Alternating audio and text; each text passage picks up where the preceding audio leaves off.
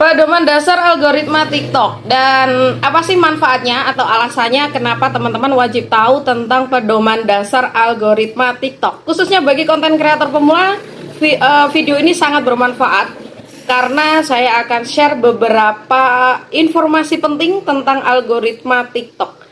Dan sebagai konten kreator pemula, teman-teman wajib tonton video ini karena bisa menambah wawasan dari teman-teman semuanya. Mudah-mudahan video ini juga bisa bermanfaat buat yang lainnya. Sebagai konten kreator pemula, algoritma sangatlah penting harus kita ketahui. Karena dengan kita mengetahui algoritma dari sebuah platform, maka performa dari konten teman-teman juga akan semakin signifikan. Berbeda kalau kita tidak tahu dengan algoritma. Algoritma itu apa sih sebenarnya? Algoritma itu ya sistem ya, sistem yang mengatur sebuah platform sosial media. Kalau teman-teman mengupload sebuah konten, baik sosial media di TikTok ataupun di yang lainnya. Setiap platform sosial media itu memiliki algoritma yang berbeda dan sebagai konten kreator teman-teman wajib mengetahuinya. Bagaimana caranya agar teman-teman itu bisa mengetahui pedoman dasar algoritma TikTok? Adalah yang ingin saya sampaikan melalui video di session kali ini ya. Yang pertama adalah teman-teman harus membuat konten yang berkualitas.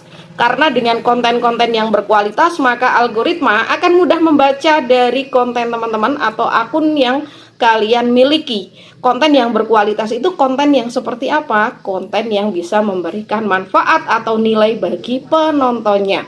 Jadi buat teman-teman semuanya, usahakan saat bikin konten, teman-teman harus bisa bikin konten yang memberikan feedback positif bagi penontonnya, sehingga penonton dari teman-teman akan selalu menunggu-nunggu kehadiran dari konten teman-teman. Contoh konten yang berkualitas itu seperti apa? Ya, contohnya adalah konten-konten edukasi, konten hiburan, konten informasi, dan lain sebagainya. Tergantung bagaimana teman-teman itu menentukan sebuah topik dari akun kalian. Ya, ketika teman-teman sudah menentukan sebuah topik, teman-teman harus bikin konten yang satu tema atau satu niche di dalam akun teman-teman. Sehingga penyebaran dari target penonton akan jauh lebih signifikan atau jauh lebih baik ketimbang teman-teman mengupload sebuah konten itu di akun sosial media teman-teman dengan tema yang campur-campur atau bisa dikategorikan sebagai konten yang random. Hal ini juga akan berpengaruh dengan perkembangan dari akun teman-teman. Jadi bikin konten yang berkualitas. Kemudian konten yang berkualitas itu juga berpengaruh dengan yang namanya pencahayaan, audio, dan juga saat teman-teman mengedit videonya. Pastikan saat bikin video atau sebuah konten, teman-teman memperhatikan dengan kualitas audionya atau dengan kualitas pencahayaannya. Jangan sampai teman-teman bikin video dengan pencahayaan yang kurang maksimal. Video terlihat buram atau video terlalu goyang-goyang ya, tidak tidak diam gitu kan, karena teman-teman kurang menggunakan alat konten yang memadai. Kemudian teman-teman saat audio, teman-teman juga perhatikan saat penambahan mikrofonnya, teman-teman pilih mikrofon yang bisa meredam kebisingan. Kemudian ya, pedoman yang kedua adalah teman-teman di dalam konten teman-teman itu harus mengandung hook di 5 detik pertama. Hook itu apa sih? Hook itu adalah kata-kata misterius. Bisa dikategorikan sebagai kata-kata pancingan agar penonton dari teman-teman itu penasaran dengan isi videonya. Maksimalkan saat pembuatan 5 detik pertama atau dengan 5 detik dengan menggunakan kalimat hook. Sesuaikan dengan topik pilihan dari teman-teman. Ketika teman-teman itu memilih topik sebuah edukasi, teman-teman bisa membuat hook sesuai dengan isi konten dari teman-teman. Begitu juga kalau teman-teman bikin konten dengan tema informasi ataupun hiburan. Jadi teman-teman maksimalkan, karena kunci dari performa terbaik dari sebuah konten itu adalah di 5 detik pertama. Penonton harus bikin penasaran penonton, sehingga penonton itu mau menontonin konten dari teman-teman itu sampai selesai. Nah, setelah penonton itu selesai menonton video teman-teman, pastikan juga di konten teman-teman itu ada yang mengandung unsur call to action atau kata-kata ajakan kepada penonton, sehingga penonton itu mau berinteraksi menggunakan melalui konten-konten dari teman-teman semuanya. Kemudian pedoman yang ketiga atau pedoman dasar algoritma yang ketiga adalah konten yang relevan. Maksudnya seperti apa?